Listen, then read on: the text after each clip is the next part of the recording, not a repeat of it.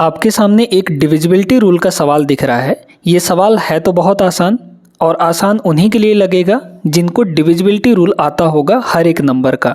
तो यहाँ पर दो चीज़ें हैं, एक 22 का डिविजिबिलिटी रूल और एक 5 का डिविजिबिलिटी रूल। हम इस सवाल को ऑप्शन से करने वाले हैं, ऑप्शन से बड़ी आसानी से बन जाएगा ये। आप पहले सवाल पढ़िए। सवाल में सबसे बड़ी संख्या बतानी है आपको 2, 3, 4 A5B। ज्ञात कीजिए, जो 22 से तो कट जाएगा लेकिन 5 से नहीं कटेगा। तो हम ये करते हैं काम कि भाई 5 का पहले रूल जानते हैं। 5 से कौन सी संख्या कटती है पहले ये बताइए। 5 से वही संख्या कटेगी।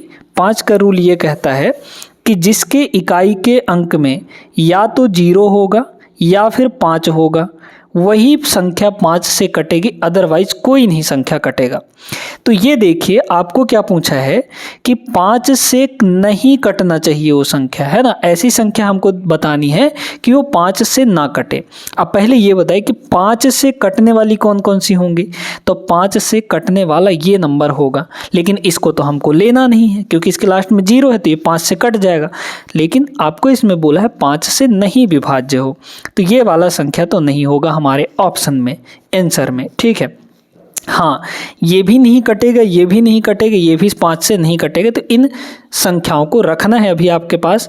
अब देखिए यहाँ पे जो हमारा मेन संख्या है वो कितना दिया गया है, 2, 3, है ना, ध्यान देते जाइएगा।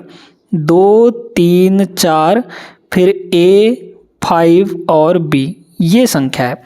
अब 22 का डिविजिबिलिटी रूल हम आपको सिखाते हैं, बहुत ध्यान से समझिएगा। 22 जो है इसको दो ऐसे बराबर भागों में बांटिए जिनके बीच में कोई भी कॉमन चीज़ नहीं होना चाहिए।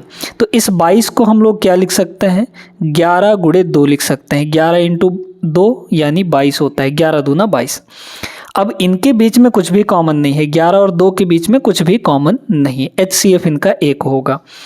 अब जो संख्या 11 से भी कट रही होगी और जो संख्या 2 से भी कट रही होगी, वही संख्या आपकी 22 से कटेगी।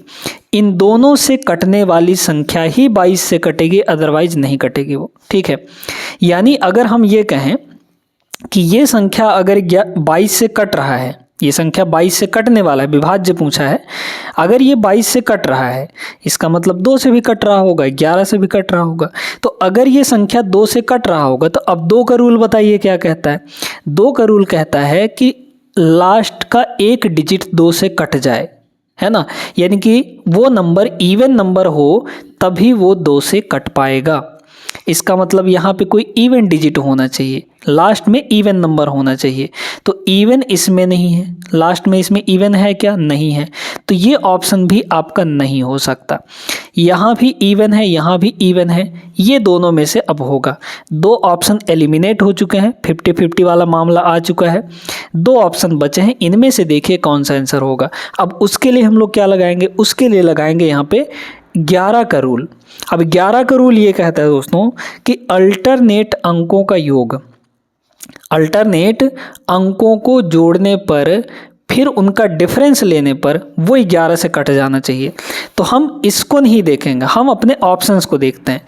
वहाँ पे अल्टरनेट अंकों को जोड़िए, अल्टरनेट अंक यानी एक एक छोड़ के देखिए कितना हो जाएगा। यहाँ पे 2 और 4 6, एक एक छोड़ के, है ना, फिर 4 और यहाँ पे 2 और 4 6, 6 और 5 यहाँ पे होगी 11। ठीक है, तो इधर हो गया 11। फिर और देखिए अल्टरनेट कहाँ है, 3 और 0 3 होगा, 3 में 8 जोड़ेंगे 11 हो जाएगा। अब इसका ले लेना है डिफरेंस यहाँ पे, तो 11 और 11 का डिफरेंस कितना आएगा, 0 आ जाएगा क्या, बिल्कुल आ जाएगा 0। इनका डिफरेंस तो आ गया 0। अब एक बात ये बताइए कि क्या ये 0 11 से नहीं कटता, बिल्कुल कट जाता है। अगर डिफरेंस जो है 0 आ जाए, 11 का कोई मल्टीपल आ जाए, जैसे 11 हो गया, 22 हो गया, 33 हो गया, इस तरीके से कुछ डिफरेंस में आता है तो वो संख्या 11 से कट जाती है। मतलब ये संख्या 11 से कट रही है। अब 11 से भी कट रही है, 2 से भी कट रहा है क्योंकि इसके लास्ट में 8 है, तो ये 2 से भी कट रहा है, मतलब 22 से भी कट रहा है ना। तो ये संख्या आपकी 22 से कटेगी, मतलब यहाँ पर ये ऑप्शन हो सकता है। लेकिन अभी आपको यहाँ पर देखना है कि ये संख्या क्या है, ये भी 11 से कट रहा है, इसको भी चेक कर लेते हैं, है ना। देखिए तो ये कितना हो जाएगा, 2 और 4 6, 6 और 5 यहाँ पर हो गए 11, है ना। फिर और देखिए यहाँ पे 3 और 6 9, 9 और 2 हो जाएगा 11। तो 11 और 11 का डिफरेंस जो है ये भी 0 आ गया। तो मतलब ये भी 11 से कट रहा है और 2 से तो कट ही रहा था। तो मतलब ये भी आपका 11 से कटेगा और 2 से भी कटेगा, यानी कि 22 से भी कटेगा। तो 22 से कटने वाले नंबर तो ये दोनों हो गए। लेकिन आप थोड़ा सा यहाँ पे प्रश्न पे झांकें तो बोला है सबसे बड़ी संख्या। दोनों कट रही हैं, दोनों आंसर हो सकता है ना। बड़ी संख्या पूछा है, यहाँ है 2 3 4, फिर ये 58 है, लेकिन ये 652 है।